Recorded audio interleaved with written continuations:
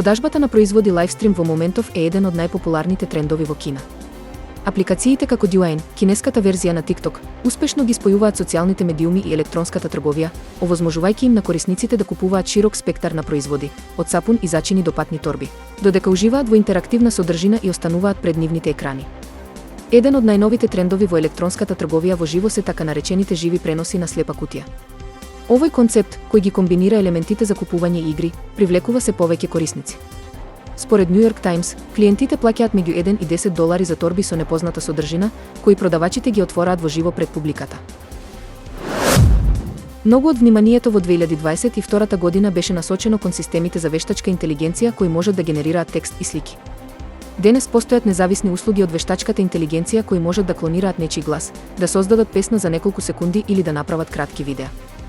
Се повеќе, компаниите за вештачка интелигенција се фокусираат на мултимодални системи кои можат да обработуваат и одговараат на различни видови на влезни содржини, вклучувајќи текст, слики и аудио. Во исто време, технолошките компании инвестираат во така наречените агенти кои можат да резервираат патувања, пишуваат кодови и обработуваат други задачи за корисниците со минимален човечки надзор. Ке имаме подобри и подобри модели, напише извршниот директор на OpenAI, Сем Алтман, во објава за време на сесијата Прашај ме што сакаш, на Reddit во октомври. Но, мислам дека она што ќе изгледа како следен голем пробив ќе бидат агентите.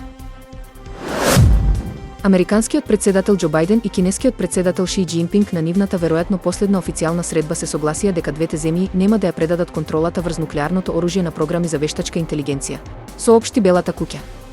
Ова е важна изјава за преклопувањето на вештачката интелигенција и нуклеарната доктрина и е одраз на тоа како, дури и со конкуренцијата меѓу САД и Кина, би можеле да работиме на одговорна основа за управување со ризикот во виталните области. Им изјави на новинарите по состанокот советникот за национална безбедност, Џејк Саливан. Добро место за почеток е со директниот предлог дека треба да има човечка контрола врз одлуката за употреба на нуклеарно оружје, додаде тој. Кристијано Роналдо неодамна отвори официјален канал на YouTube каде објавува содржини поврзани пред се со неговата кариера и приватен живот, но и снима подкасти.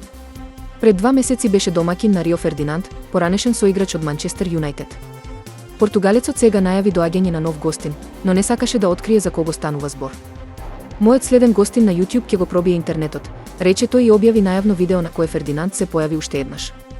Следбениците на Роналдо на социјалните мрежи се обидуваат да погодат за кого се работи, а повеќето сакаат тоа да биде Лионел Меси.